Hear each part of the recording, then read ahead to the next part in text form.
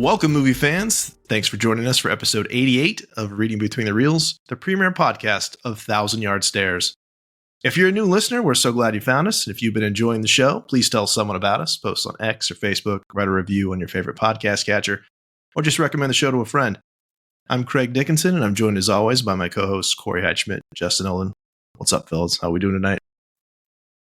Absolutely fantastic. I got nothing for this. I was trying to think of something. How do I put something on this movie? I don't know. I've got no intro other than to say, here's Justin. Thank you for that wonderful intro, Corey. It's hard to make jokes when we're talking about this movie, but hello. Yeah. And we're also joined tonight by returning guest and host of Force Ghost Conversations, Anthony King. Welcome back, Anthony. Theory will only take you so far, fellas, so let's get into this movie and discuss it at length. I hope to be here for as long as the movie itself, so let's shoot for over 3 hours. Buckle up, people. Buckle up. So we were talking a little bit before we started recording that we've had some different experience levels with this film. And so, so I've seen it 4 times. Anthony, you said you'd seen it 4, maybe 5, if we count the TikTok videos. Yeah. Justin, where are you at? Well, I 3? have a full-time job, so I was at 1.5. Okay. It's a long movie. Corey, you've done the 1 time so far. I just watched it Monday, so 2 days ago. Okay. First time. There you go. So we're just going to go ahead and jump into overall thoughts. I'm going to start with Corey. We'll work our way up. First time viewer. Oh man. All right. Now listen. I do not have the experience with this movie that you guys do. I did not watch it till Monday. I fully intended to watch this movie in the theater. I heard the hype. I saw the TikTok clips and I thought, oh man, this movie looks like something I'd be interested in. I love the concept. I love the topic. I love this historical type thing where it's a little bit of documentary. Fun fact, I've also been to the Nevada test site where they let off nuclear bombs, 14 nuclear bombs, where I was doing some work for a week as an intern. And so it is something that I really appreciate, especially when they talk about Hanford out here and they talk about different parts for getting ready for this bomb and people watching it when it goes off. And I sat in some of those chairs for the ones that were at Nevada test site. It was kind of there's a realism there that I appreciated. For me, it's a long, slow movie. Kind of I guess the way that I heard it described was this was a documentary thriller, or what was the I can't remember what it was. And at first I thought, what? I don't know how to describe it that way, but it's a good movie. It's long, it's slow. I didn't really jump into the intensity of it until the ending, because then I saw a little bit more about Oppenheimer. And that's the part I appreciate. After the bomb, I look at the clock and there's an hour left of movie. And I'm thinking, my gosh, we just made the bomb. What else are we going to do? And then seeing his life afterwards and what became of it, and Strauss and Oppenheimer, then I was like, okay, now here's the story. So really, I don't know if I could watch this movie again because it's kind of painful. I mean, not all the parts are painful, but some parts are, to where I'm like, it's a little slow and building. And I think the intensity with Matt Damon is there, the scene with the explosion, and then afterwards, the last hour is the part that I enjoyed. Okay. And it's pronounced Strauss. Strauss. Justin? I absolutely loved it. I mean, I'm a history teacher because I like history, not for any other reason. So, no, I thought it was fantastic. I even remember, like, as a little kid, maybe in like elementary school or early middle school, I can't recall, but I remember like having a unit on the making of the bomb and like Oppenheimer when I was in class, and I was always just very interested in like the Manhattan Project. It was always something like I don't know a ton about it, but I know a fair amount, and it always just like caught my imagination, and I always thought it was really cool. And I've read a book or two about it, and I haven't read the book that this movie's based on, but the way it's portrayed, the way it's visualized, the way that Oppenheimer is visualized with all of his mannerisms and everything, I was really captivated.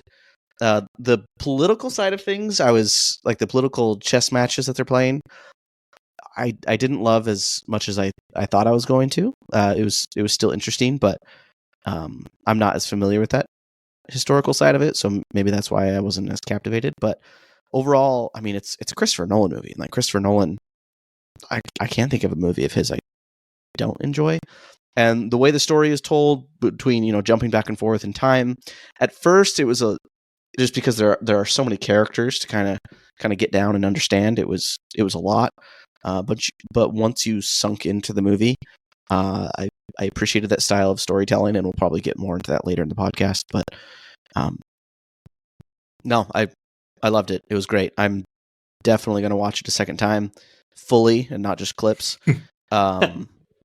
It took me I would have watched it sooner, but my wife does this thing where she's like, "Oh, I want to watch this movie with you too." But so if my wife says she wants to watch the movie, I have to wait for her, and then I have to wait a really long time, and I don't get to watch it whenever I want. So it was great. I wish I could have watched it more before our podcast.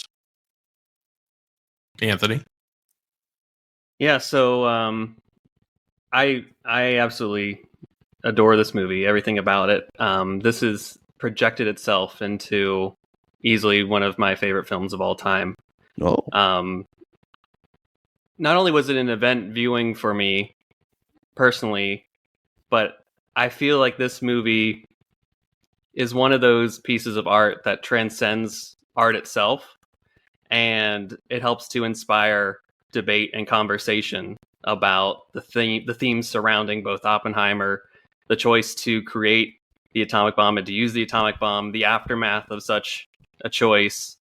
And it's always important to have those conversations, even in the post-World War II world that we live in. I mean, we're almost 80 years since the droppings of the atomic bombs on Hiroshima and Nagasaki. So, this film is going to be one of those films that it's going to be, I think, a seminal piece of film culture. But I think more so than that, it's going to be something that is going to be a part of world culture and debate that I think will help to inspire future conversations and the concept of the push-pull between science and discovery versus what are the ramifications of such a discovery. All that stuff kind of comes to the forefront as a result of this movie. And I think that just for the movie itself, I mean, this is Nolan. I don't want to say it's his magnum opus, but because, once you've done your best, what's the point of doing anything after? So I hope that he continues to make movies after this. But I think this is, for me at least, this is his gold standard of this is what you should be trying to shoot for and trying to excel beyond.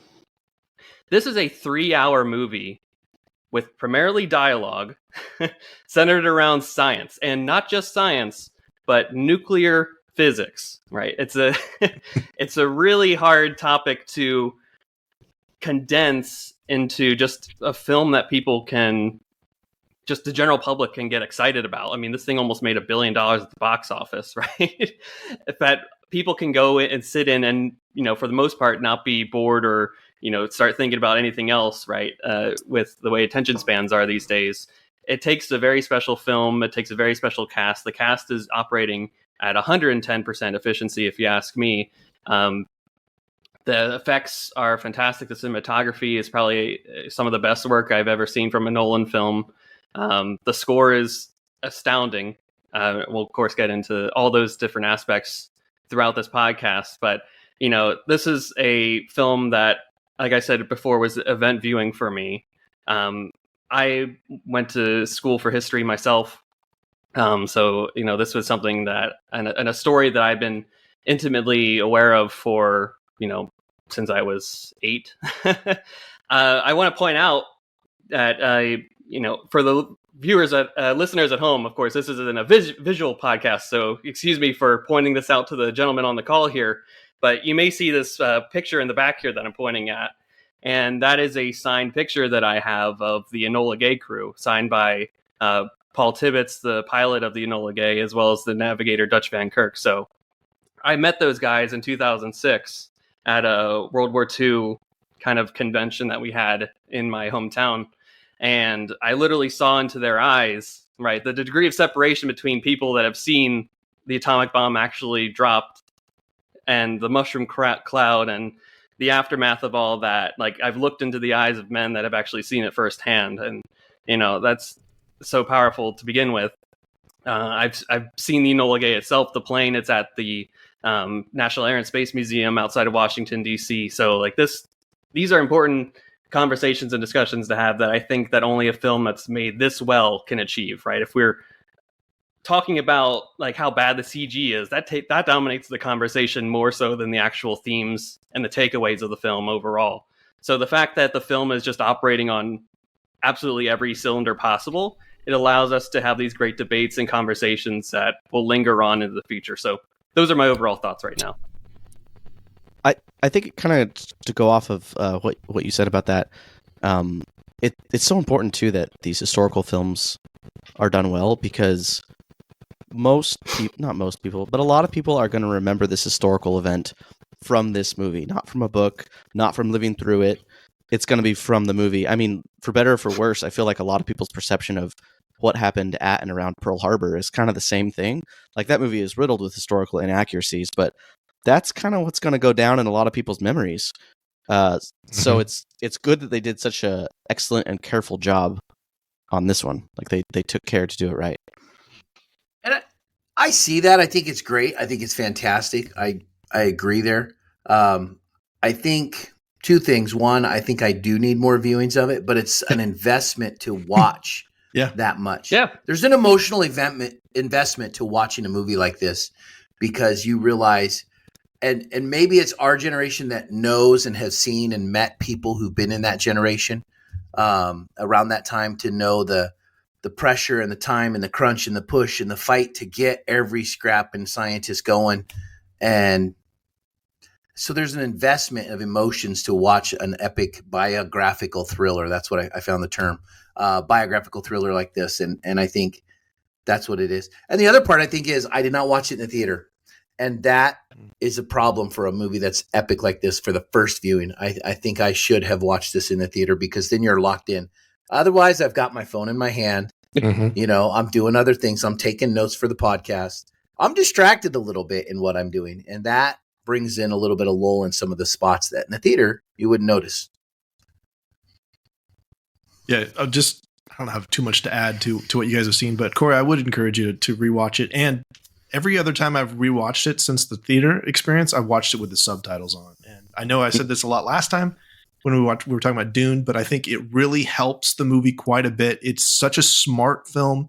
And as much as it's kind of slow in that things are not happening quickly, the dialogue is quick, and it's explaining things that are getting paid off later. And with all of the characters, so many characters that are important being referenced in the film. We'll talk about this a little bit, how the editing helps you with that. But getting to know who all these people are helps you get invested in the story.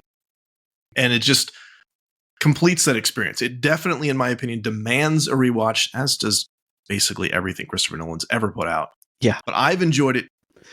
Every time I've watched it, I've enjoyed it a little bit more, because I feel like I'm understanding the story and who the characters are and the motivations a little bit more.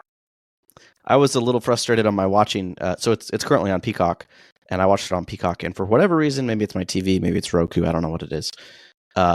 It's not consistent with the subtitles. You can add subtitles, and a few minutes later, it'll kick them off. So I kept being like, where are my subtitles? Yeah. It's very quick, and I got much more out of it in the scenes that the subtitles were showing. Well, interestingly about that too, I mean, this was a thing where it kind of, again, Nolan is such a trendsetter that this basically kind of brought back from the dead physical media in a lot of ways. Like the 4K and the Blu-ray disc sold out for this film. Like I remember I couldn't get it right away, which was kind of amazing. And so you're going to get a better, I'm just one of those guys. I'm going to say this. I'm a cinephile. Watching the 4K physical disc is better than watching it streaming. It just is. It's a higher quality picture and sound, and you're not going to have issues with streaming subtitles, obviously. So that's my plug for that. Yes, it's on Peacock. Absolutely watch this film, but it's definitely a movie that you should purchase. And Nolan's also been a record. Like, they're not going to change it once it's physically. They can't change it. So this movie, as great as it is, will not be. What do you mean they can't change it? Well, in streaming, they can edit stuff, Corey. Well, I'm gonna tell you right now, if you change just a couple scenes in this movie, you'd be able to show it in schools. That's true. Can't show it the way it is right now. The Florence Pugh stuff. You gotta. I'm just saying, When you said it sold out in a few hours, I was like, Craig, was that the bomb or was that Florence Pugh? What's the reasoning here? But no, I think if you took that whole scene out, all of that stuff with her out and kind of set that aside, or I mean, that part, you could show this in a high school. You could show this in a high school for a history class. A lot of this. I was so frustrated by those Florence Pugh scenes because it's like it doesn't enhance the story. In fact, I feel like it even takes away from the story. It's completely unnecessary. Like, I don't know. It was kind of frustrating. And it's not really Nolan's thing. Like, I can't think of when he does that. It's not. It's really the only other than Insomnia, it's the only other movie that has any nudity at all. But I would say that I understand a little bit more why it's there on subsequent viewings, just because of how, and I've heard Nolan's interviews about this too, about how important Jean Tatlock was and how obsessed he was with her, and why that's important with the follow up in the end with the security clearance hearing and all of that stuff. Yeah, could it have been handled in a different way?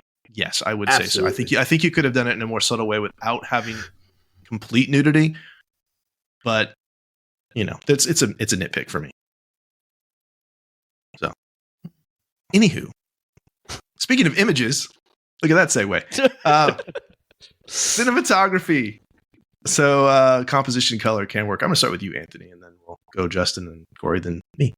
I will say I don't know how this appeared on streaming, but I know, Craig, you and I watching the 4K, we got the IMAX scenes. You could tell with the aspect ratio is changing, and usually for those wide shots of what was supposed to be Nevada, those were just breathtaking.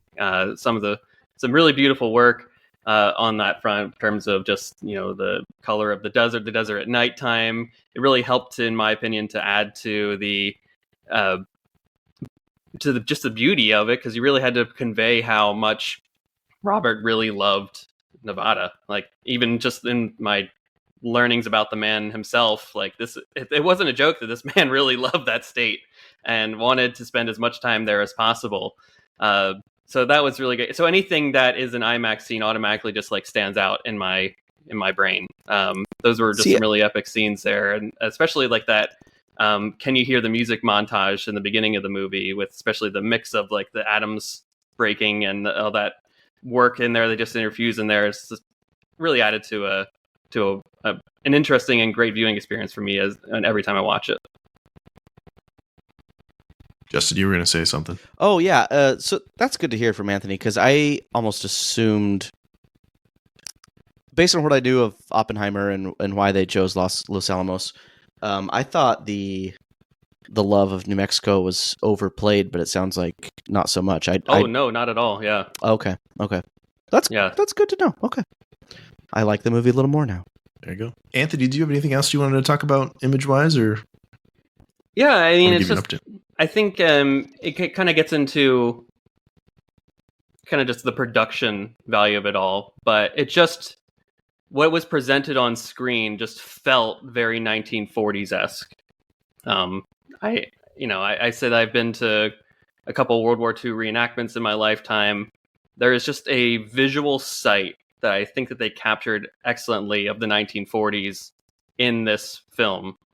And it was almost to the point where all of my senses were engaged just by seeing this imagery. So, I mean, this may sound weird, but there's a smell to World War II, if you ask me. Like, if you like go to an army surplus store and you come across some like World War II jackets, like there's a smell on them. And probably it's the oil crude and all that stuff from 70 years just kind of resonating on it and all that. But if you go to a convention or a World War II reenactment, there's a distinct smell that I was certainly smelling while watching this movie, which is an odd thing to say, but it just goes to showcase how wonderful this piece of art is, that if I'm engaged in all five senses, like, this is a transcendental experience, if you ask me.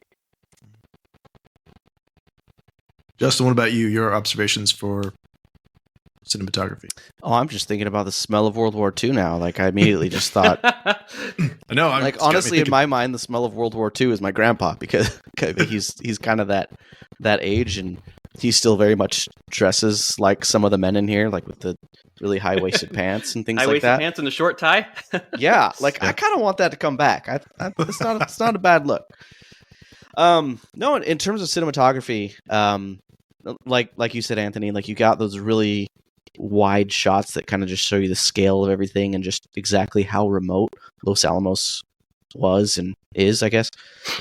Well, not as much as it used to be, but and then that's interspersed of like moments of extreme stress and like extreme close-up shots of Oppenheimer, who Cillian Murphy just does a fantastic job of showing how much pressure that guy was under. He looks like he needs a nap or something.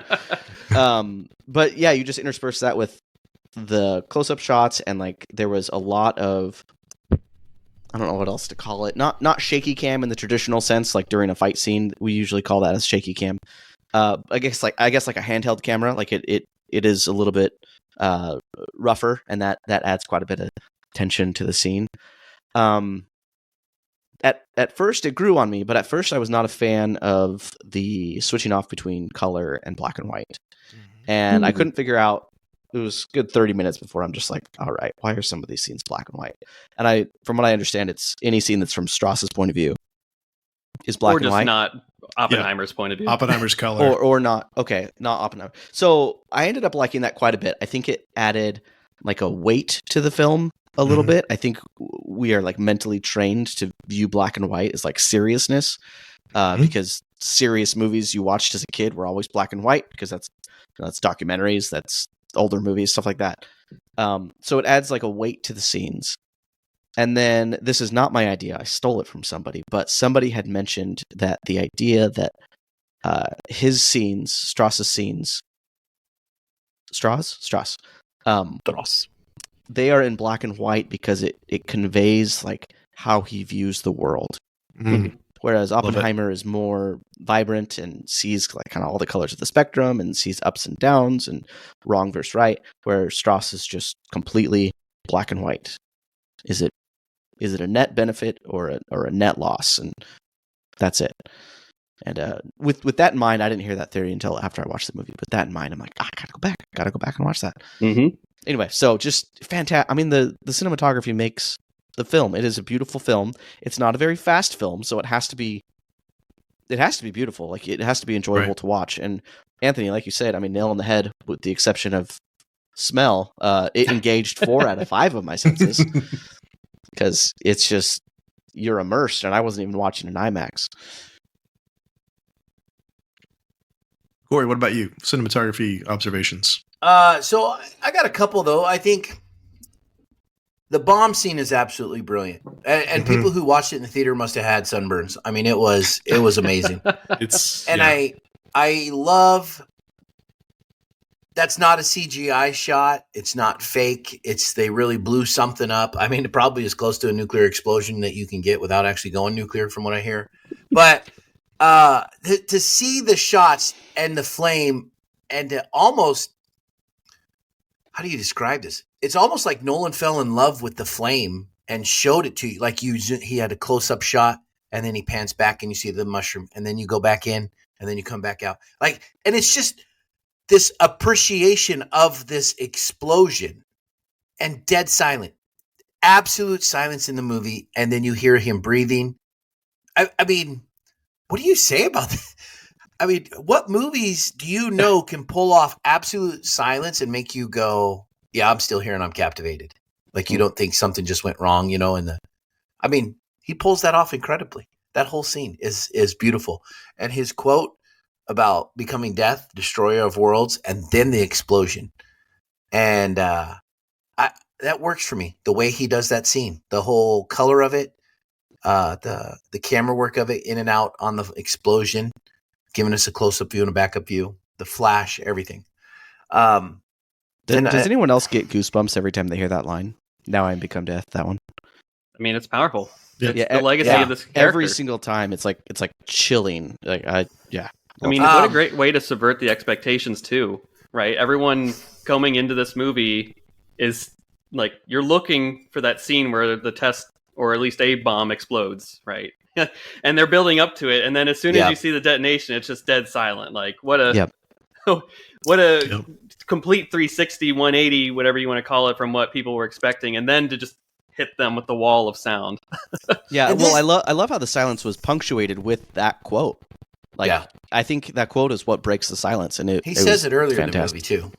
Oh, does he? Yeah, with He Florence does Pugh. during the Yeah, that's the first No, instance. Yeah. I'm going to be honest. I remember that skipped scene quite well. I'm pretty sure he said that. I skipped those scenes, and She there were a couple made him times where I'm say like, I probably should have watched that. I don't know what's happening.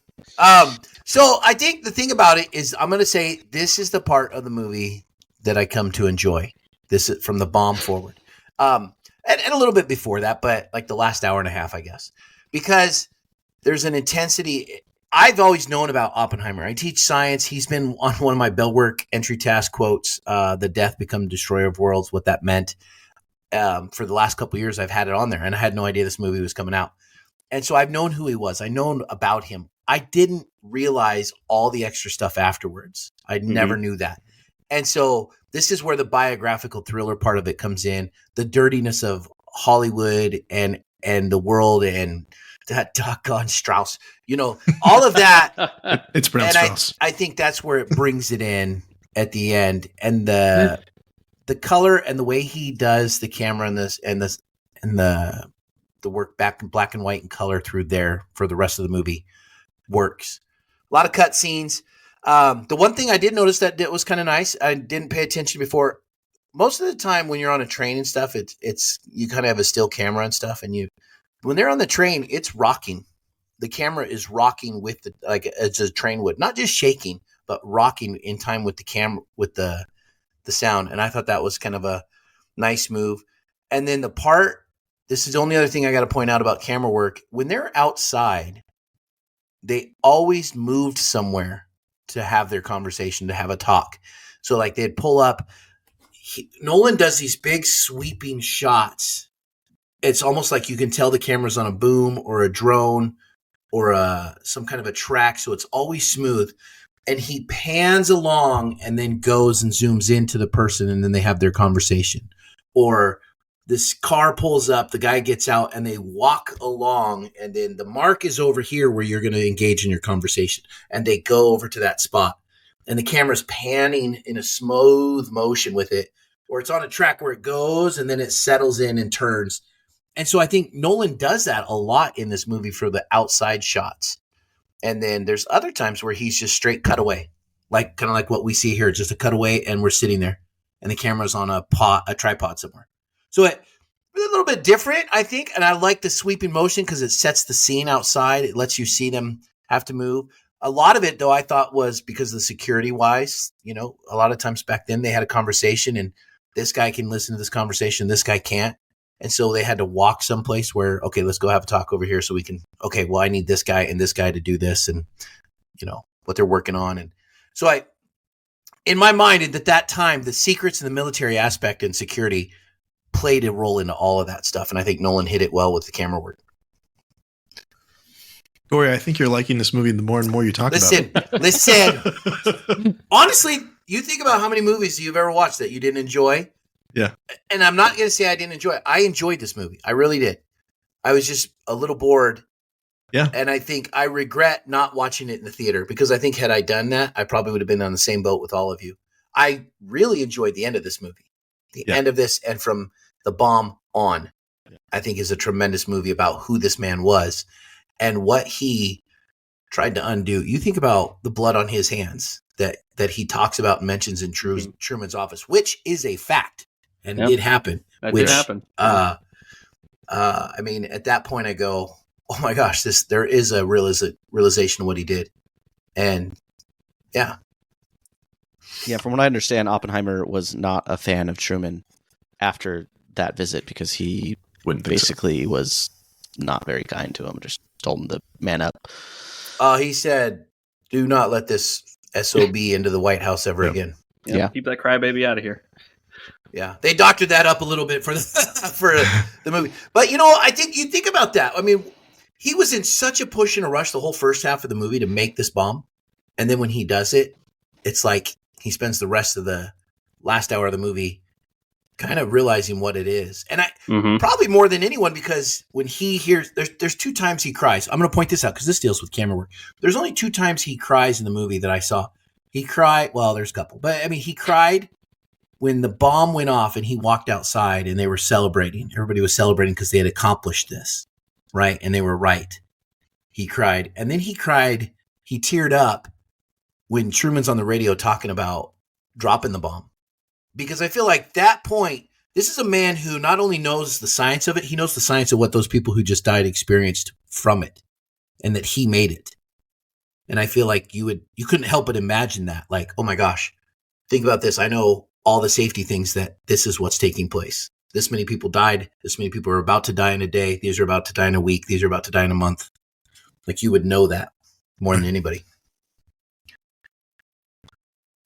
So many good things, guys. I'm going to just kind of add a little bit to things I noticed this time, I think, more than I had noticed before was, speaking of colors, I love that we talked about the black and the white. But I think also what's interesting is there's some great kind of golden, rich, warm tones in just about every Gene Tatlock scene there is, other than the suicide / possibly murder. So his memory, and that's, again, it's Oppenheimer seeing the world, right? It's his point of view. It's also interesting. The first time he meets Kitty and starts to explain, you know, how atoms fit, makes it look like it's actually solid matter. That scene that's the only one I think with her that's very warm. But all the Gene Tatlock scenes are very warm, kind of golden, as opposed to, and then because you see that with the editing, you see back to the security hearing, and it is cold and desaturated, and it feels very uncomfortable versus these other things. So seeing those two combined next to each other, I thought was just a brilliant masterstroke. Again, it's playing with my emotions, and I don't know why if I'm not paying attention. But now going back in, like you're manipulating me. Nice job. Some other thing. The first shot of the film after we see there's the scripts of, you know, about Prometheus and whatnot. Mm-hmm. First shot on Oppenheimer's face, and then the slow pullback is just so masterfully done. It's like it's literally pulling us in as it's pulling back. Love that so much. Corey, you mentioned I don't think Corey. Whoever mentioned the handheld. There's a great instance of that. I think Justin. Thank you. When Lawrence is telling Oppie that he's being followed because they think he's a communist. Like that whole scene that they're standing in the classroom, it's all very handheld. It's very herky-jerky. It's very chaotic, and it's kind of it's like Oppenheimer's realizing, but it's also realizing that he's in trouble. But it's also kind of jarring. It's jarring for him. It's jarring for us. And then the last thing I wanted to point out was when he's addressing the crowd in the gym. And there's that changing depth of field in the background is so unnerving.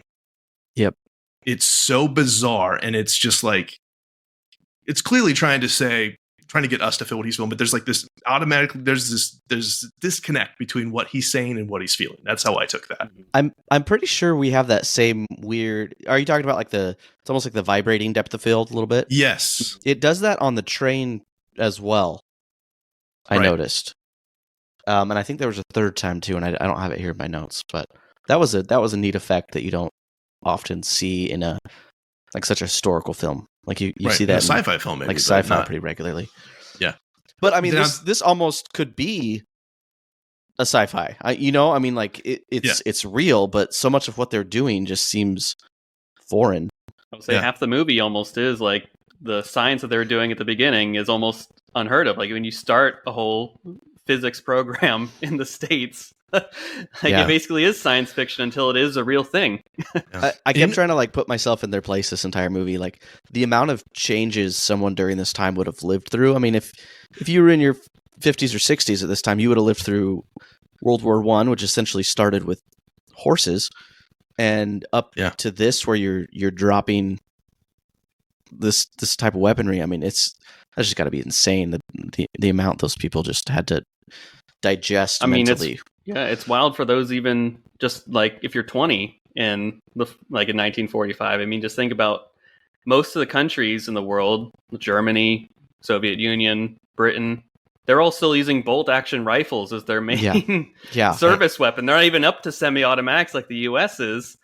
And we're dropping the greatest, most powerful weapon to ever be devised at that point in time. Yeah. It's just astounding. Don't know how to wrap your head around. Yeah, just the juxtaposition of I mean, the way they dress, like we see that as like such a way like old people dress nowadays, with all the technology that even we don't even understand today. And most of the population has no clue what they're talking about. I'm sure, myself included. I'm not bragging. So my last thing that I want to say before we move to sound was, because it just occurred to me, is that effect of him in the gym talking reminded me of something that I couldn't remember what it was, and it's the Scarecrow scenes in Batman Begins, and it's Cillian Murphy again, and I'm just like, thank you for the rhyming. It's like poetry, it rhymes. It's so good. Brilliant. So, sound. That's another thing it's nominated for. Multiple things. We'll talk about that at the end, because this is also our Oscar preview show. We didn't really talk about that, but that's coming up. So, Anthony, I'm going to start with you. Sound, effects, soundtrack, vocal sounds. What did you notice? Wow, where to begin here? I mean, I'm going to probably use soundtrack for last, because I think Ludwig Göransson just really knocked out of the park. I mean, talk about something that is a way to also additionally move the story forward in a very engaging way when it's just a lot of dialogue going on. To create a montage scene of science happening, right? It's not very often that you can make that engaging, but with the right music in the background, anything is possible. I think the sound effects was really astounding, especially in this last viewing that I had at home. Whereas, especially after the bomb drops, you can kind of hear in the background a little bit of just like, I guess, just like the ticking sound of atoms. I don't know if you noticed this or if anyone else noticed this while you were listening, because I was just like, am I going crazy? Is my sound system off? And then I had to almost like play it on 3 different devices to see if I wasn't going crazy. But I was like, oh no, that's just subtly in the background there, just kind of going off. And I think just an epic way, like we talked about, like this movie is centered around a bomb going off. Right, that Trinity test is what got people in the seats for this movie. And if that doesn't sound good, then people are going to walk out of this theater and go, well, that was underwhelming. So they had to recreate the sound and the sound waves and the shock waves, basically. I don't know how they did it. I wish I would have spent, I think there's 3 hours of bonus features of the making of this movie on the 4K. And I wish I would have taken the deep dive in doing all this before coming into this conversation here, but I'm sure they explain how they did it in great detail in those documentary pieces, behind the scenes featurettes. But that was just so powerful, and again, to highlight that juxtaposition we talked about of the absence of sound almost there, like that's a brilliant choice in my opinion too. And then to just knock you off your socks, I can only imagine what those people that got those front row IMAX 70 millimeter seats in those select cities that got to have that format, that were sitting basically center row in the front of the movie, staring up at this behemoth of a wall, and only just to get knocked back by the sound that was assaulting them in some in a roundabout way. That was just really well done on all those fronts. I liked all the little testing explosions that they had to kind of precursor to see if the explosion device, the detonation device that they're working on, I think it was called the Thin Man gun method detonation device, to see if that would even work. I mean, that's also great stuff. I love the sound. We've talked a little bit of that scene in the gym when he's announcing the devastation that was done in Hiroshima, with the gymnasium, and it had that sound of a 1940s gym, with the echoes all throughout, and just the constant rip roar of people stomping their feet onto these wooden bleachers in a way. Like, that was really just powerful to me, to how it came across, and making the story just more devastating in a way. Like, you could feel the haunting nature of it come across even more. And I felt like the sound design too of this whole film just really added to that at various points in this. To the Ludwig Göransson of it all, that last musical piece, Destroyer of Worlds, where he's talking to Einstein, kind of showcasing that point of view conversation versus what Strauss thought they were talking about him and going behind his back, when really they were talking about something a little bit more important.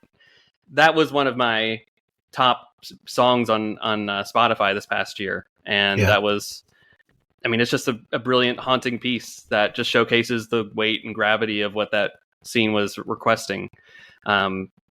I still listen to it a lot this day, and it's one of those songs that makes me, again, it brings up all those questions and thought pieces that I have about this movie, right? What are the lasting effects of this? What are the implications for the future? Because we have atomic devices now, we can't think of a world without them. We have to think of a world that now has them, and what can we do to ensure that an event like this never occurs again, right? Yeah. Those are the questions that come into mind when I hear these musical pieces. And again, that can you hear the music sequence? I watched like a 20-minute documentary on how he put that together, and I studied music also in my collegiate days, and I still don't really understand how he put that together. It's a lot of just overlapping pieces at different time signatures and different styles to make it happen, and it's just, again, mind-boggling. Like I said, everybody that worked on this movie gave 130%, not even 110, 120. They were on their A game. And it just makes this movie all the better for that point. So those are all my thoughts on that one. Get the vinyl if you can. Another reason for physical media. Anthony, I didn't know that you had studied music in college. That makes so much sense. It's all coming together now. It's all coming together. I was a radio DJ in college. That's how we got to this point. Nice. Corey, why don't you go next? Your observations on sound. The thing about the soundtrack, I saw this quote. I was looking this up afterwards because I was watching the movie, and that Nolan had told Göransson to use the violin for the central theme, and Göransson remarked that he felt that the violin could go from the most romantic, beautiful tone in a split second to neurotic and heart-wrenching horror sounds. And I think when you think about all the scenes in this movie, that's a perfect description of why they would call it a biographical thriller, is that there is a buildup of music and intensity that sets the pace. Like, oh my gosh, this is a hurried pace. This is a hurried time, trying to get to this bomb. Almost like a ticking, counting down, waiting for it to happen. This explosion's coming. Everybody's told you about it. And, but it can be neurotic at the same time, because some of these guys they were dealing with stuff that nobody had ever done, and pushing and pushing and pushing in a race against Russia and a race against Germany and all of these things, So I think that's an amazing way to describe it. And that's from the guy who did it himself, Göransson. So the other part, I think, is the sound of doing it in silence, having some silent moments in there. That's a bold, brave thing to do, especially for an explosion. And to pull that off, Nolan's a genius. So that's all I got on sound. Justin, what about you? So, Craig, you know more about this stuff, so I got to ask a question before I start. So, as I was watching this movie, and maybe it's because it's directed by Christopher Nolan, and so is Interstellar, but a lot of it sounded very interstellar-y to me. And I'm not good at the soundtrack stuff. That is not my forte. little soundtrack joke there. But so it sounded very much like Interstellar, which is a different composer. Yep. So my question for you, Craig, is how much influence does the director have on the score? Like, how much are they, buddy with the composer? Could he have influenced that to sound like Interstellar, or am I just crazy? Did it sound like that to anyone else? I mean, I think it depends on the director. I know there's different. I'm pretty sure, like, if you're working with John Williams, they're pretty much just like, you just go do what you're going to do. I would not be surprised if Nolan said, hey, I kind of want something that sounds like this. I know that's a thing that happens too, where they'll play a piece of music, whether it's from one of their films or a different film. Say, I want something that feels like this. Yeah. And so I wouldn't be surprised if that was a thing. Because sometimes when I go into these movies, like, I did not look up the composer beforehand. I'm like, I'm gonna see if I can, like, tell what it is. And yeah. I was like positive Hans Zimmer, and turns out no. Göransson's great too. Yeah, it's a seamless transition from going from Zimmer to Göransson when he started with Tenet, and it was just like, this guy works great too. Hans Zimmer too. See, I'm just an idiot. No, Zimmer was doing Dune at the time, so okay. They complement each other brilliantly in my opinion. Okay. So while I loved the score, like, the score makes or breaks a film in almost every situation. It took me out of it just a little bit because I kept getting drawn back to Interstellar and, like, the French horns and all that stuff going off in the background. But I absolutely loved it. I think on subsequent watches I need to separate it in my mind a little bit more and notice differences, not similarities. Yeah, I don't know if I have a lot to say other than what you guys have already said. Like it was great. Yeah. I did notice like the constant ticking. I felt like every piece had some sort of like very subtle ticking. I mean, that's just music. There's going to be like a metronome in there somewhere at some point, but it added like a sense of worry, like a sense of impending doom in just about every single scene. Nice. I don't have a ton to add. I mean, the stomping of the feet as an editing bridge, I thought was interesting to see that happen, which you also have the narration for vocal sounds and narration of how the plan for Los Alamos as a editing bridge as well, where it's talking and then you start seeing things filling in. The editing is brilliant for this, and I know that's one thing it's got nominated for. Please, honestly, this is a great example of how to edit a film, especially a 3-hour film. But I think the only other thing that I want to throw in is that I thought was a really interesting choice, because no one can play around with music and dialogue sometimes in ways that are very non-traditional. I mean, I remember these as far back as even like Dark Knight Rises. Like, well, originally we weren't even supposed to understand Bane as much as we did. But at the end of we have the two hearings are basically happening at the same time. They're getting down to, we're going to get the results on fusion and fission at the same time. The music ramps up so loud there, it almost feels like they're in competition with each other. And it adds to the stress and the immersion of that for the audience. But it's really like, it is bordering on, I can't tell what they're saying. You get that a lot in Interstellar too. What an interesting choice. I didn't mind it. I didn't hate it, but it was like, okay, something really interesting is happening here. There's a thing that really irritates me with TV manufacturers, and they will have different sound profiles that you can change on your TV. And so many times when I'm watching Christopher Nolan films, I assume my sound profile is wrong because I'm like, this music shouldn't be this loud. What's going on these days? And then, it turns out it's intentional. Maybe I shouldn't blame the manufacturer. Maybe that's just my problem. Yeah. Well, he's non-traditional. He doesn't care. He's going to do his own thing. That's right. He doesn't care about the established norms. So, okay. Let's talk about performances. Amazing. Like we've talked about, I think, Anthony, what did you say? 130%? Yep. It's fantastic. So let's start with dialogue, and we'll start with one, because we always like to pull out like favorite lines of dialogue. Talked about one or two of them already, but Anthony, we'll start with just one other line of dialogue that you thought was significant or that you really liked. I believe we did. It's a great way to end the movie. I mean, it's just a really haunting way to conclude this movie. And it's just one of those deals where it showcases. I know what he's talking about. How haunted that this guy is, and now we have to live in this world with his scientific discovery, and we are so close to the doomsday clock at all times. Like, our mutually assured destruction is like what keeps us from destroying each other. And it's the lasting legacy of this story is something that we're just going to be with for forever. So, Corey, why don't you jump in? Give us one of your quotes. So here's the thing. I'm going to point this out because it's the guy.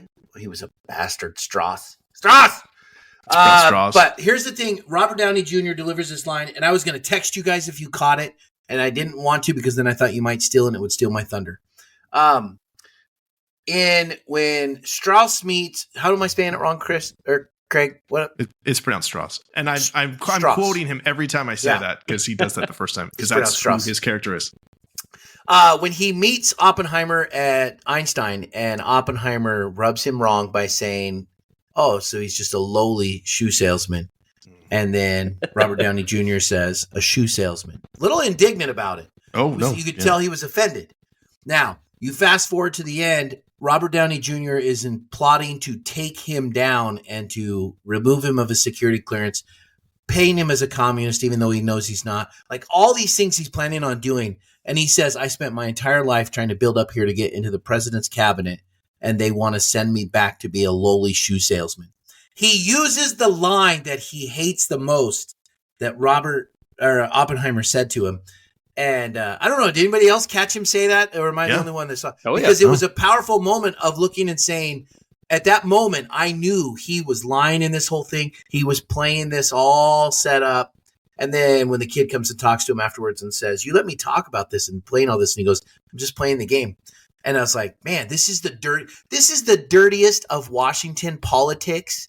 And you find out, oh my gosh, it's still going on back in World War II.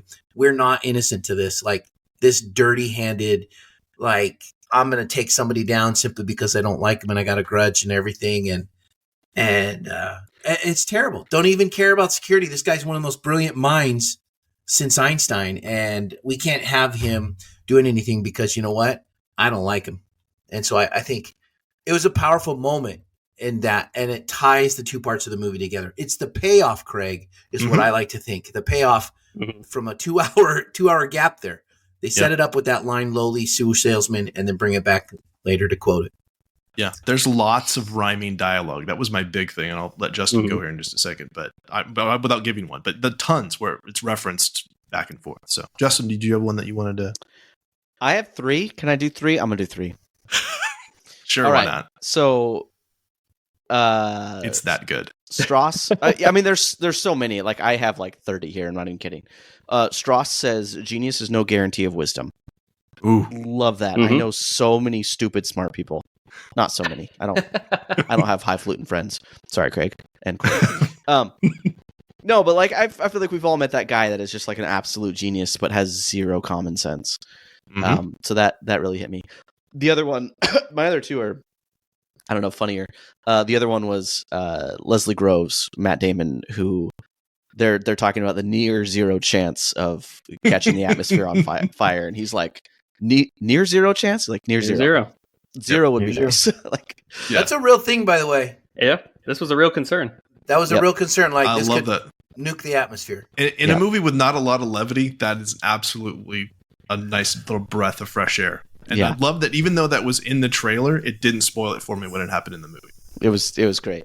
The other one I loved, and I couldn't find the exact line. I was just trying to look for it, and I couldn't find it. But essentially, when Oppenheimer meets Strauss for the first time, and it talks about how, I understand self-made man. Oh, are you a self-made man? He's like, no, but my father was. Like, that's not self-made. That's totally different. I love that. So many good ones. So a couple of I'm going to throw out 2 rhyming ones, and I'll come back around at the second time because it is so sneaking quotable, actually. But 2 of the ones I really like, who'd want to justify their whole life, is said by Strauss describing Oppenheimer's security hearing, but also repeated back to him almost immediately after that by his Senate aide, by Han Solo. And then the other one is they're kind of like the parallels of each other. First Bohr says it to Oppenheimer, and then vice versa later on. It says you can lift the stone without being ready for the snake that's revealed, and then later you can't lift the stone without being ready for the snake that's revealed. Interesting, because they have contrasting views on that, but looks like Oppenheimer's a little bit more ready to jump in than Bohr was. I got one I'm going to go with. I'm going to go with Oppenheimer making a comment. He was talking to, I can't remember which one of the scientists it was, but he says, I don't know if we can be trusted with such a weapon, but I know the Nazis can't. And I feel like you kind of summarized, why was this made? Why did we make this? Well, I don't know if we can be trusted, but I know those guys over there cannot be trusted. So I think that's a powerful, that's a slap of reality that these guys had to live in.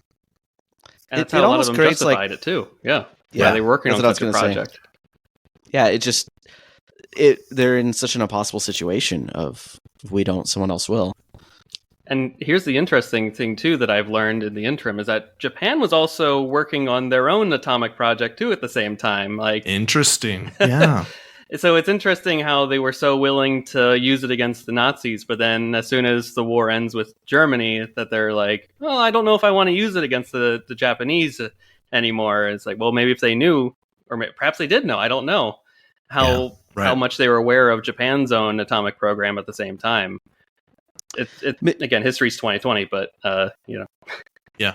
Maybe this is the benefit of hindsight, but I feel like it's also a lot easier to make the case that the Nazis are the bad guy. That is like a morally, like unobjectively wrong moral evil, whereas like Japanese is more of like a, I don't know, political difference. I don't know what you'd call that. I would say an ideological difference. There we go. Yeah, ideological difference. Yeah, you can make the case against the Nazis much easier, I feel like. Right. Well, and I think that's where the comment he has with Niels Bohr pays in. Like, is it big enough? And then Oppenheimer says to end the war, and Niels Bohr says to end all war. Yeah. And I feel like, okay, they did target the Nazis with this. That's who it was. But then they still had a war going on, and they used it to end the war. And their thought was this would end all wars, because if you have this, right. But I don't know. I think that's the punishment he gives himself later with everything afterwards. So, well, to that point, I will say, if you look at the number of, we've had conflicts and wars since World War II, but if you look at the number of, deaths since World War II, that number is infinitely less than, the first half of the century. Right. Yeah. So whatever world we've created post World War II, it's madness. How this mutually assured destruction has kept us in some weird semblance of peace. I wonder if just during the Cold War, like I'm sure there are interviews that we could look up, but just how Oppenheimer was feeling. I wonder if he's just like, could have been much worse. Could be much worse. Like, we're doing pretty good. Well, and here's my last quote. I mean, because there's so many powerful quotes that come out of this about the horrificness of this. But Albert Einstein's quote at the end, and I don't know if that's a true thing that Albert Einstein told him this, but he said, when they punished you enough, they'll serve you salmon, potato salad, make speeches, give you a medal, pat you on the back for telling you all is forgiven. Just remember, it won't be for you. It would be for them. And that's how the movie ends, with him getting told this, and all of this is happening. He's at a state dinner. He's getting an award. They're patting him on the back, and they're doing all that. And his wife refuses to shake that one scientist's hands who turned against him. All of this. And I feel like, man, if that's not just how he accomplished all this and lived all this and had to endure all this, but at the same time, the corruption and disgustingness of politics in Washington, it's amazing that stuff gets done and accomplished and saves everybody. We all had the same goal for peace, but then only to find out, man, we're still fighting terrible stuff at the end here in our own systems. So we could probably, we could easily do a 3-hour episode of this, but I want to make sure we're moving. Any other things with performance, as I have a couple, just with body language, facial expressions, or costumes, hair, and makeup that you guys want to just throw out kind of rapid fire?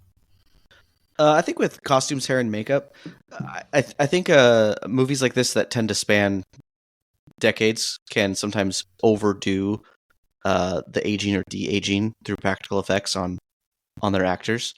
And I was happy to see that they didn't overdo it. Almost to the point where I don't know which one of these actually looks like Cillian Murphy. Is it the younger one or is it the older one? The only time where I really felt like, they overdid it just a little bit was right at the end when he's accepting his final award in the White House. That's the one thing that pulls me out of it a little bit. Yeah, I wasn't a huge fan of that, especially Emily Blunt. She looked a little plasticky. But the rest of it looked also natural, and I'm sure they. I don't know for sure. Maybe one of you guys can correct me, but it's got to be all practical effects. I don't think any CGI was used there, not that I could tell at least. It's sparing for sure. Yeah, they did a fantastic job, and to the point you can hardly tell, if at all. Yeah. My favorite bit of the makeup is Gary Oldman by far, because I knew he was in the film, but I did not recognize him the first time I watched the film. Gary Oldman's in this film? I had to go back and go, who did he play again? He plays Truman. Oh, that was Gary Oldman? Yeah. Yes. Are you kidding me? I seriously did not know. 100%. 100%. There's like 1,000 people in this cast list. I didn't look it over. Yeah. What? He did one day on set. That's him. Yeah, that's brilliant. I didn't like him. He was too Gary Oldman for me. To me, it was too much. What? He was so Gary Oldman. I didn't even know it was Gary Oldman. That guy's a chameleon. What's he wasn't Sirius Black or James Gordon? Who was? He I found out like Vlad 2 years the ago Impaler? that he was Sirius Black. I never knew that. No, I was like, no way. I love Or Gary Oldman. Churchill He's even. fantastic. Yeah, it's Yeah. weird that he plays Truman and Churchill. Or the dude from Air Force One. Come on, get off my Are plane. you kidding me? Yeah, that's him. Yeah, was So not I also- my favorite Gary Oldman role for sure. Well, whatever. It's Gary Oldman. I love Gary Oldman. A couple things I also want to point out. I love that it's just the more I watch this, the more I hate Jean Tatlock. Just because she's just so mean and cold and refusing to hold Oppie's hand in public is just rude. It is. It's just awful. But one of my favorite things is, and every time I love it so much. It's in the trailer, although we got a slightly different version in the trailer because the profanity in this one. Groves' whole body tensing up as the recruited scientists are testing his patients. And then the last one, Condon's like, why would we do it? And he's like, why? Why? Because this is the most important effing thing in the whole ever happened in the history of the world. He just explodes. It's like they've been showing him just getting more and more tense. Yeah. It's like, do you not understand what's at stake? Yeah. You're going to be inconvenienced for a little bit? I Come couldn't on. tell if that was with meant your to family be moving comedic in or too. not. Yeah. Oh. But let's just talk about the historical aspect of that right now, because that was the genius part of this. Was you can't just take these scientists away for 3 to 5 years. You got to bring their families. Yeah. You got to build a town. It even said at one point, you got a school over here. We're having 10 babies a month in this now new town that's been invented. Our own area right here has just been made with this Hanford because of this. Like this town sprouted up. And to go look at the B reactor, to go look at all the stuff that Enrique Fermi was in his office, and he's in this movie. And then, I mean, all that stuff. It's tremendous to know Los Alamos did the same thing. So, I mean, that's a genius way to do things, is to pull these people from premier spots to make them do this. And Corey, that's a beautiful segue into setting and design. Do you see what you did there? That was fantastic. It's like you paid me, Craig. Yeah.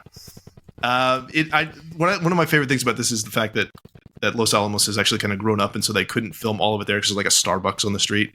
Mhm. Although they did film like in his actual house. That's pretty great. Oh, in wow. Oppenheimer's house. So yeah, you have Ghost Ranch in New Mexico standing in for the Los Alamos original site. But it's filmed on location all over the place, like the Institute for Advanced Study in Princeton, where Downey comes running out, which is another thing that's kind of interesting when he comes to meet Oppenheimer. Like that's actually there, and Berkeley is Berkeley in Pasadena. So that also adds to the realism of this. I mean, they built lots of stuff clearly, but they also were, let's just go to the real place that's right there. I mean, that just adds to like. I don't know if I really got into this when we were talking about like dialogue, but like it's so rare to find a historic film that is so rooted in actual history rather than having to make it up for the drama of it all. And the fact that they're actually filming in the locations of these places just continues to add to how real it is. And I attribute that to Nolan and his desire to make everything as real as possible. And I have to say too, just like as a teacher, all the teaching scenes were things that were like things I wanted to pay more attention to. And so seeing like chalkboards and all the books and what I thought was interesting, like his classroom setup, like where the chairs are in a circle instead of in rows or in table groups or what have you, was like, I would never do that with middle schoolers because I couldn't see the kids behind me. But that's, it's a totally different thing. The way he's bringing them in together. And I love how they do that with the editing too, where it's like he's talking to one guy and then it cuts to him, cuts back, and then it's more people, cuts to him, and then back and forth. To see the classroom building out that way. I was so jealous of how engaged those students were. They wanted to be there, Justin. They wanted to on be purpose. there learning about that. Yeah, what's that about? Yeah, what was it, a tutelage seminar to start or something like that? Yeah, it was like one guy. That was fantastic. Makes me sad. So, Justin, I really want you to talk about one of the most important props in this film, and that is the apple. Because you talked to me today at lunch about something that you had noticed and or heard about why the apple that he put cyanide in was so important. Yeah, had an epiphany in the way that apples tend to do that to people, famously. But Isaac, thank you, Corey. Yeah, Isaac.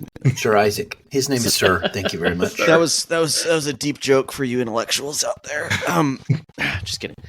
No, I felt like the apple was so interesting fair amount of like foreshadowing and like a microcosm of what was going to happen to Oppenheimer throughout the whole thing. He kind of got it in his head that he hated this teacher, and he injected some cyanide into that apple. He made it essentially a weapon of destruction, and then he spent the rest of the evening regretting that decision and quickly trying to take it back, and he was able to take it back, whereas with the bomb, created this weapon, can't take it back. It's done. Yeah. Yep. Okay, when you do Brilliant. stuff like that, you make me like this movie more. Shame on you. Well, hopefully that's what's when you happening find out on that the Gary podcast. Oldman's actually in this movie. And Gary Oldman. Like, you start making me go and say, that's kind of stuff I didn't catch the first. This, if I watch this 3-4 more times, I might catch these things. Doggone it. Corey, I would like to start making a graph and just like a bullet graph of when you get excited in our podcast. This is probably the latest. This You is get to the this moment. moment where It you is. just go, An hour in, and boom. I feel like the last few movies have been this, where I have not been excited about the movie, and I'm like, oh my gosh, I'm going to be the guy on here talking bad about it. Because usually we agree on everything. But now I'm like, and then I get some moment like this where Justin goes and says, the allegory of everything, and I'm like, oh, that's okay. Now it clicks, and I'm like, wow. This is like an apple fell on my head, Justin, just right there. Yeah. Let me know. So I also like, I don't know if it's intentional, but the line where he says wormhole. I don't know if that's like a is that a science joke? it's like physicist joke. Wormhole? I think the it is. wormhole took the apple away. Yeah. He was making a weird joke to try and pound it off. That's what I thought. And does anyone else just constantly see Niels Bohr as like Gilderoy Lockhart? Like, I can't see him as anything else. See, Niels Bohr. I think he's an underrated actor. I love. He really is. And director, too. Yes, Yeah, Kenneth Branagh is fantastic. He's great. Another Nolan veteran for sure. Yeah. So- One character I got to talk about, I got to bring in there, is Enrico Fermi taking bets on whether or not the atmosphere destroys everybody. The side bets. That was Again, a real thing. A real Yeah. thing. And Not sure how you're going to collect on that bet, but sure. It's a different aspect to see Enrico Fermi, because he did come to Hanford, and I've been on this reactor tour out here, and you go and you tour this nuclear reactor, and there's a spot where they would put the rods in there, and they were supposed to fission and create nuclear energy, and they didn't. And Enrico Fermi went into this office. They have it all monument, museum-like, and he went in there with his slide ruler, ran calculations, comes out, resets things, and then all of a sudden the nuclear reactors are working. And the part that it always makes it stand out while I'm watching this movie is how intellectual these guys are, and these equations and what they're looking at and thinking about, and the numbers, that there is just a next level to these people that we have no.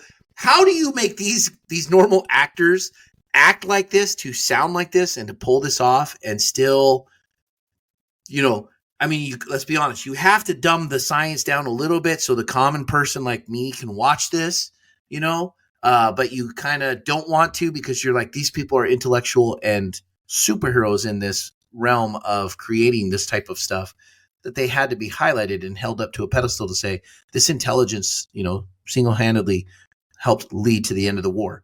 So, it's an amazing thing. So like Enrique Fermi there, I hear that name and I like it, because I'm like, oh, it's a guy that's local for us. So Yeah, anytime they're writing math equations, I'm just like, I don't even know what half those characters are. yeah. You're a math teacher, Corey. Tell us, do the math thing. I'm going to tell you right now, I checked out when I saw some of those equations on the board. I was like, you know what? It's like a Big Bang Theory. Yes, those are real equations up there, but they mean nothing. You should just mess with your kids one day and just have a math equation like that on the board, and when they come in, just be like, solve Put it it up kids. there. Hey, solve it. What? They all looked at it and laughed in the movie. I don't understand how in the movie they're all sitting in those little.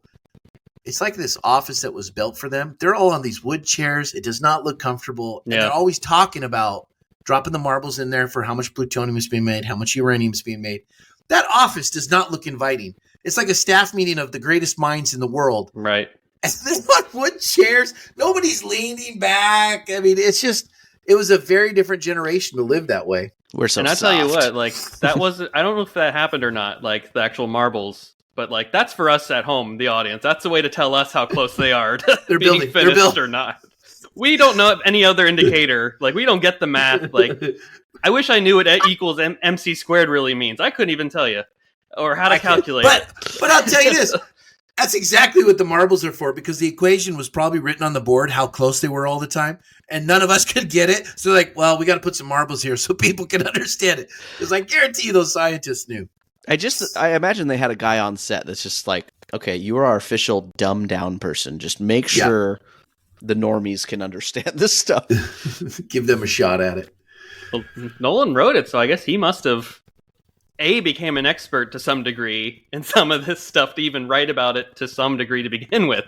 Yeah. But then to be one of us, basically, and then having that in already is a lot easier, I guess, than the other way around, because you saw some of these scientists, at least the way they were portrayed in this, they couldn't talk to real people at all. Yeah. Well, I mean, I do think he probably pulled a lot of it from the book, but there would have had to have been some level of understanding to know what to pull from the book and what not to. Yeah. Any other characters we should highlight? Well, I'm a little sad to see that Han Solo, I'm not even going to pronounce his name, Alden Ehrenreich? And yeah, he's not a named character. He's Senate aide. Yeah. Was he the young guy who, at the end, Oppenheimer, he kind of tells him to play in the game? He was Strauss's aide. Yeah, he was like, I bet they were talking about something a little bit more important. Yeah. Oh, and that was a great scene too, because I also liked that Louis Strauss got his comeuppance right there. Mm-hmm. It showed his real hand, his narcissism. Like, I mean, it was all there, always there throughout. Like, when you watch it on subsequent viewings, you're like, yep, that was there. Yeah. It's kind of hard to be Robert Downey Jr. and not play a narcissistic character, though. He kind of always comes off he that pulls, way. Yeah, pull from what you know. Yep. I hate to hate Robert Downey Jr. I was going to say... I like him so much. Rami Malek playing David Hill, like a Best Actor winner, just having like almost no dialogue until the end of the movie. Yeah. Wild to begin with. I was like, they didn't just cast Rami Malek just to be a pushover in a scene. Yeah. And then to come in and just give almost the death blow to his Senate approval hearing. Great way to build up the story up to that point too. It was strange how many big actors had such small roles. It was certainly one of those movies where you were like, oh, it's that guy. It's that guy. It's that guy. Mm-hmm. Yeah. Mm-hmm. The one character I got to point out for Strauss, this may be his redeeming quality, okay? And I don't know if I can redeem him because he was such a bastard in this movie, is at the end when he was mad and upset, he lost his post and he was ranting about Oppenheimer, and he says he made him a martyr, and he says Oppenheimer should be thanking him because his name is not attached to Hiroshima and Nagasaki, but instead it's attached to Trinity and the science, and he will be remembered for his science, and people will be sympathetic towards him for his science, not for what the destruction that it cost, and that he should be thanking him. And part of me looks and goes, well, there's a little bit of truth to that statement if you want to look at it from Strauss's perspective. That, and historically, I would argue it's correct too. Yeah, he's remembered for the science and not the destruction. Mm-hmm. Yeah, but he's very much seen as like a tragic character. I can't think of any time where I've seen him portrayed as a villain. I feel like history has been very kind to him. Is there a hero's journey in this? I'm not the hero's journey expert. Oh, let's see. There would have had to have been some sort of reluctance to the call. And I believe he was. I mean, I don't feel like it fits Hero's Journey super well, but you could probably shoehorn it in there. Yeah, I don't know if he definitely, I don't know if he had a reluctance to joining. He was certainly willing to join. Would you call the guy a hero? I mean, he's... Depends on your point of view, I think. Here's the thing that I noticed about Oppenheimer. When he meets, and Cillian Murphy does this brilliantly, throughout the whole movie, he is the most confident person and speaking on a different level. It's like the guy operates on a different plane. You get him into Harry Truman's office, the president's office, he is now all of a sudden stammering and kind of a little bit nerdy to the point, like backed off, like, oh my gosh, where'd Oppenheimer go? Who's this guy? He looks like him, but he does not sound confident like him. He's stammering a little bit, and he makes the comment, I have blood on my hands. It's like at that point, it's whether he got hit with the levity, the whole heaviness of the situation, what he's done. But I felt like it was a different shift for him mentally to go from, I'm the guy that got us all there, to I'm the guy that created this weapon. So, I mean, I thought that was a well done kind of point to point that out. So he has regret. I don't know if it's a hero story, but it's definitely it's a biographical thriller of it. I mean, it's one of the few times he shows vulnerability in this movie. And, yes. I don't know what he really wanted in that conversation. Did he want absolution from the president? Someone to say, like, basically what he told him, I dropped the bomb. It's not your it's not your problem. Maybe say it in a nicer way, though. Yeah, be a bit more kinder instead of, coming in there and when he's like, we need to have arms talks, like eventually the Soviets will get it. It's illogical to think otherwise. They have good scientists and abundant resources. Like it's going to happen. Maybe if that conversation went differently, perhaps, I don't know, history probably would have ended up the same way. But it is a powerful sign of vulnerability that he doesn't really show to other people throughout this. He's always the confident one that can walk between both worlds, right? That's why he's like, I can't run a hamburger stand, but I can go between nuclear physicists and the military and be that in between that is needed to get this project done. I thought that was really cool to see too. Like it almost like was a testament to show how much Oppenheimer was able to get done because he wasn't bogged down by the politics of it. He wasn't bogged down by the capitalist or communist viewpoints. He was purely in it for the science. They kept talking about how he was such a great American, but I don't even know that it ever really showed that he was invested in America. He wasn't invested in anything else either, but if anything, he was just more invested in the science, and that's really all he cared about. But because of that, he was able to complete his goal quite a bit easier, and he kind of makes mention of that early on about how Hitler didn't really want to look into it too much because it was Jewish science, and the racism held him back. Yeah. Well, how about some final thoughts? We kind of wrap up. I'm going to go with this. I'm going to say you guys have convinced me this was a great movie. I thought it was a good movie. I'm getting here thinking, okay, there's a lot more things that I need to pick up. I may have to give it a second watch. I will think my final thought would be with this. Oppenheimer is a guy who basically called Einstein past his prime in this movie. He did. Because he says, when they say he's the greatest mind of all time, and Oppenheimer says greatest mind of his time. And that was 40 years ago. And it's like the gall on you to flat out just say that Albert Einstein, maybe this is where the joke started from that we all use when someone does something stupid. Now we call him Einstein, is that Oppenheimer might have started that. Like just saying, oh, nice smooth move, Einstein, kind of thing. Because he did. He called him past his prime, I think, in this movie. But then Eisenhower pushes back on him and says it'll happen to you too. Yeah, that's true. Be serving you potato salad and salmon and patting you on the back. And he knew at that point. He was old, but so it was. It's a great movie. It's a great movie, powerful, tremendous topic that I think there's more movies to come around this era, and so it's definitely worth a watch and discussion with some friends. Here's some of my final thoughts. It's the second highest grossing R-rated film of all time, behind Joker, which is kind of an interesting. I was like, well, behind what? Oh yeah, Joker. That's weird. Highest grossing biographical film of all time, surpassing Bohemian Rhapsody. A way better film than that. Good to six. But what I really want to talk about is, because again, it's kind of our Oscar preview show. What do we think it's going to win? So first off, it won 5 Golden Globe Awards, which is oftentimes the precursor for what wins an Oscar, right? So it won Best Motion Picture Drama, Best Director for Nolan, Best Actor for Cillian Murphy, Best Supporting Actor for Downey, and Best Original Score for Göransson. It has been nominated for the Oscars. It's been nominated for Best Picture, Best Director, Best Actor, Best Supporting Actor, Best Supporting Actress, this time Emily Blunt, Best Adapted Screenplay, Best Original Score, Best Sound, Best Production Design, Best Cinematography, Best Haircut, Makeup and Hairstyling, Best Costume Design, Best Haircut. and Best Film. Yeah, Best Haircuts. Best Film Editing. But here's the thing, not for visual effects, which is laughable in my opinion. So, how many is he going to pull? What do you guys think? Most importantly, I think the real win there was it won Corey's heart. It did. It warmed my heart, my cold heart.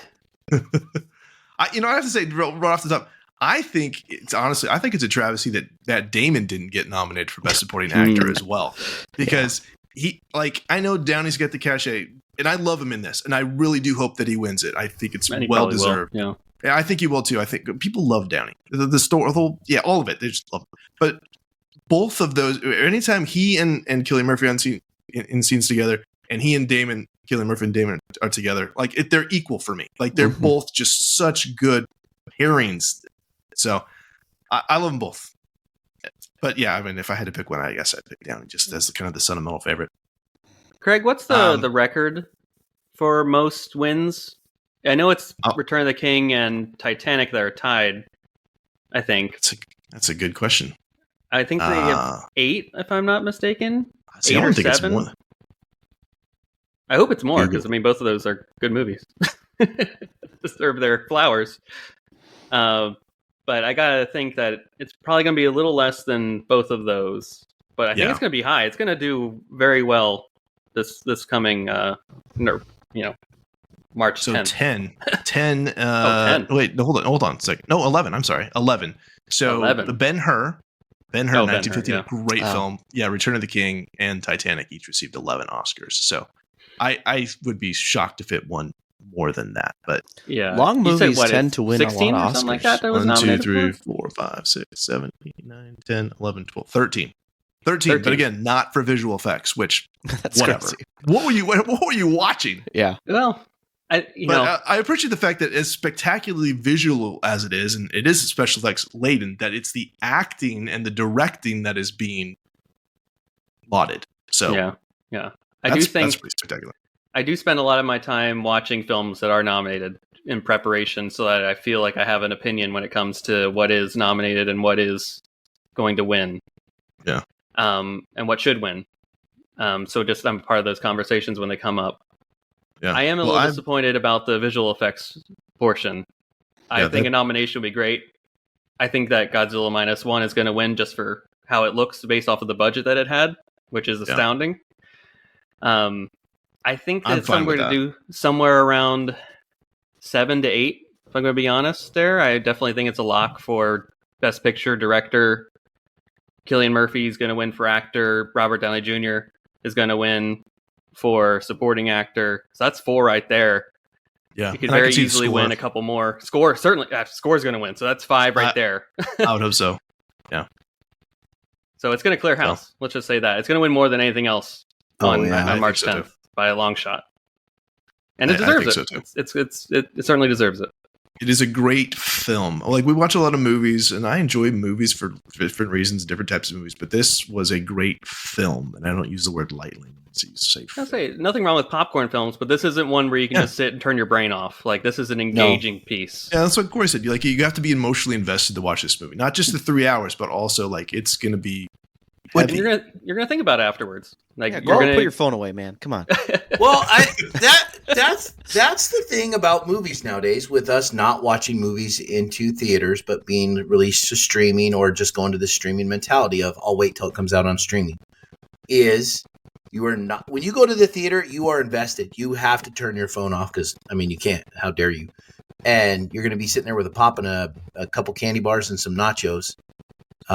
Just invested in watching the movie. That's what you're doing, and you catch those things. So, Corey, you're just the master of segue tonight, because it made me think of it. So Anthony had a series on movie etiquette that I thoroughly enjoyed for First Coast Conversations, and so I'm gonna plug that as I transition into having Anthony plug what's going on with his show. So talk about that, and then whatever else you got going on with your show before we let you get out of here. Yeah, absolutely. So some of my movie etiquette must-dos, in my opinion, are you sit in the theater, you are quiet, don't have conversations with people, turn your phones off. You don't need to be texting people or checking your Instagrams, your Snapchats. You don't need to Snapchat while you're in the theater too to tell people you're there. Just let it go. You're there to watch a movie. You paid for it for the most part. You paid for this experience. I can't believe that people if you're at home, by all means, do whatever you want. I don't have a problem with that. But when you're, I think I'm under the belief that your rights end where someone else's begins in many contexts. And the movie theater is one of those where if the way you're enjoying a movie ends how I'm enjoying a movie, like that's where the gray area is. So just like be kind to others, be quiet, turn your phones off, don't have conversations, leave the cinema if you need to have a conversation, right? Like don't take a phone call while you're in the movie, which people have done the last 2 years for me, which blows my mind that people would even just do it. Come on, guys, be better. Be better. I don't think, like, having taught the Bill of Rights for a couple of years now to students, I don't think I've ever heard that phrase used in the context of a movie theater. But now you can, Justin. I like it. There you go. I do that with kids sometimes too. I'm like, I don't get Greg, it. I think we talked about this. Like, there should be a code of conduct at the start of every movie that, like, you are told the rights that you have at the cinema. Like, you're here to enjoy, you're here to have fun, you're not here to do X. And as soon as you do X, those are bounds for expulsion. But I know those kids that are running the theaters, the poor kids making minimum wage, aren't going to come in there to kick kids out. Like, they don't have that really authority, nor do they care really. Well, but it does ruin the theater experience for people, which is sad. Like, I go to the cinema maybe once every 2 weeks. So it does just degrade sometimes my experience for films I'm looking forward to going to see. I met the wrath of Craig once for, I believe it was the Joker. I was talking too much during the Joker.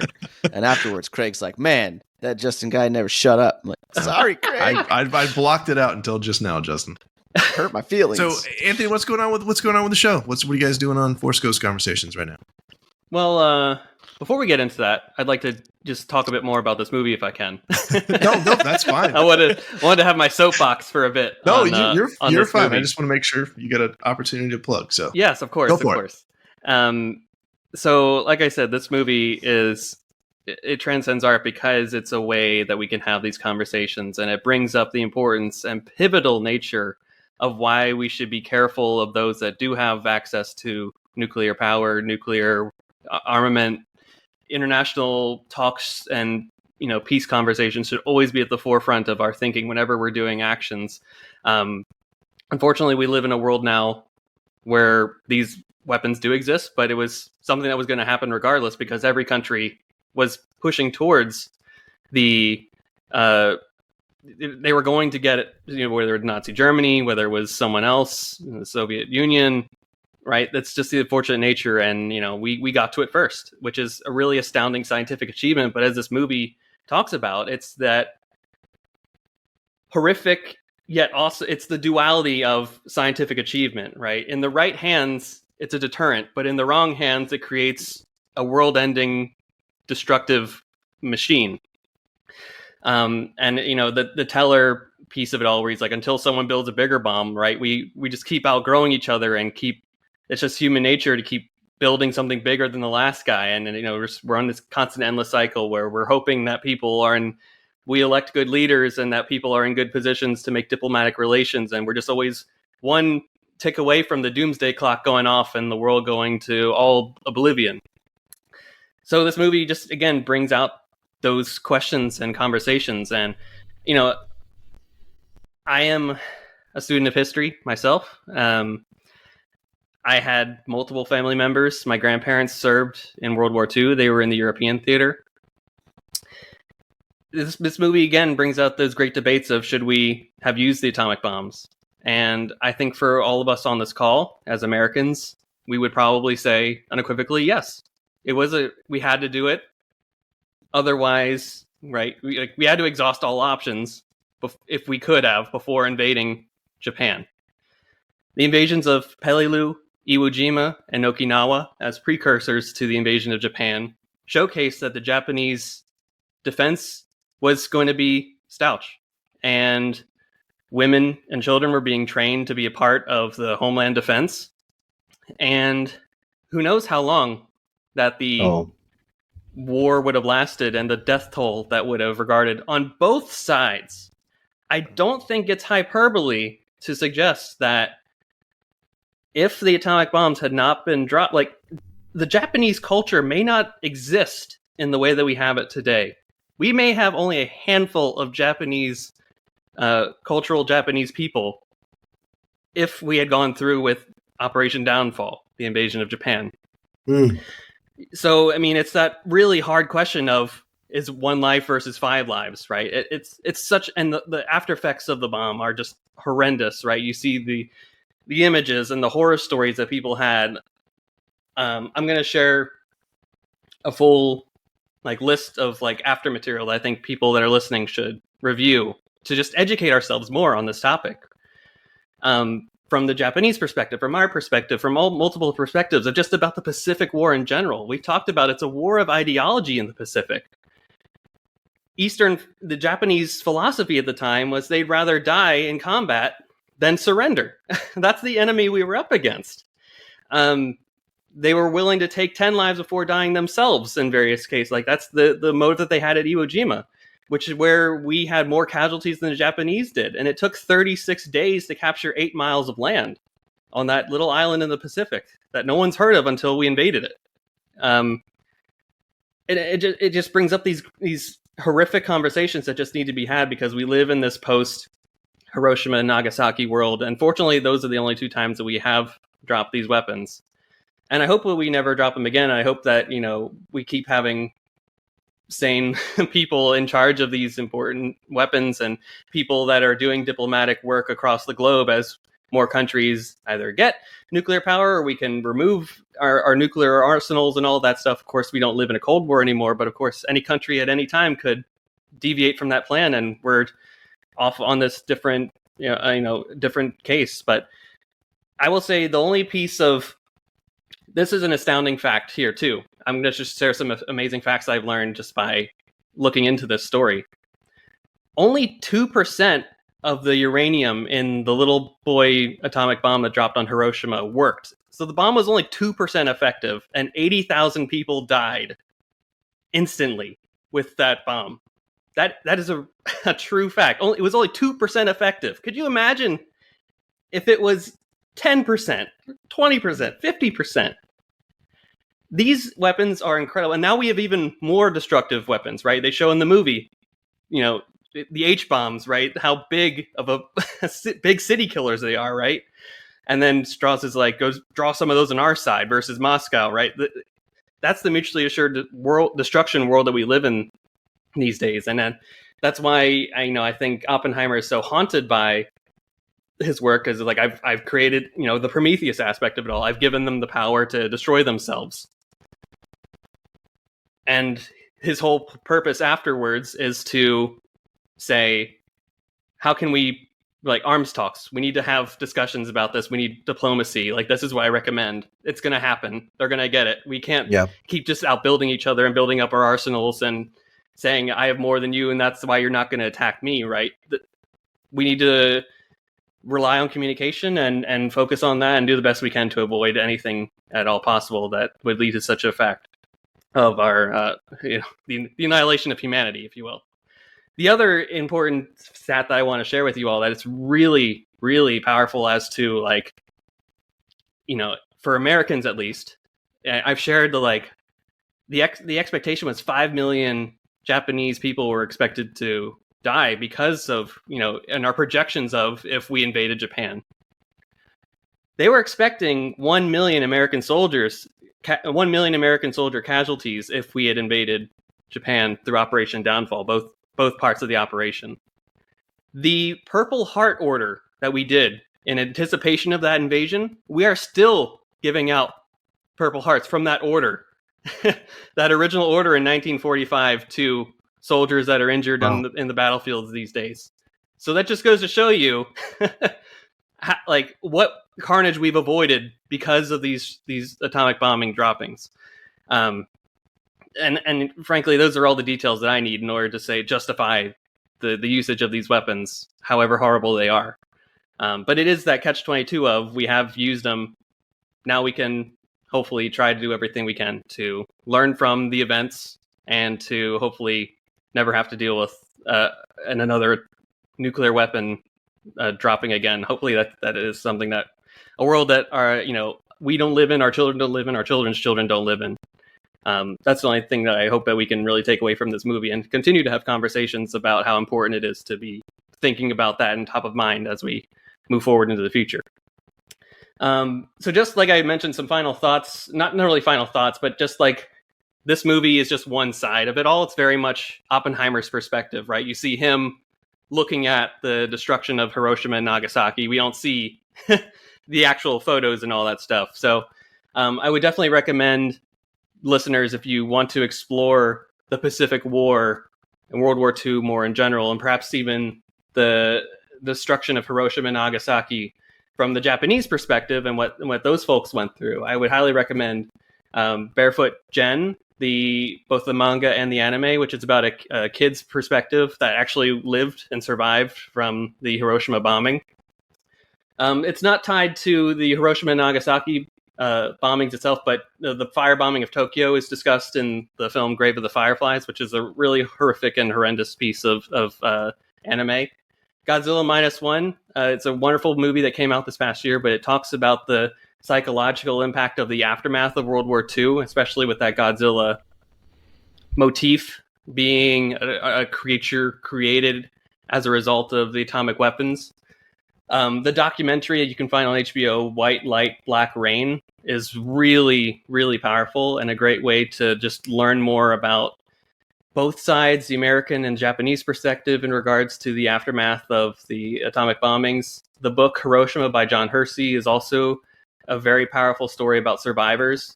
I definitely would recommend anybody to check out the book American Prometheus, the inspiration novel for Oppenheimer, if you want to just dive into. I think it's like over 1,000 pages long, so if you really want the deep dive into everything, I definitely would recommend that.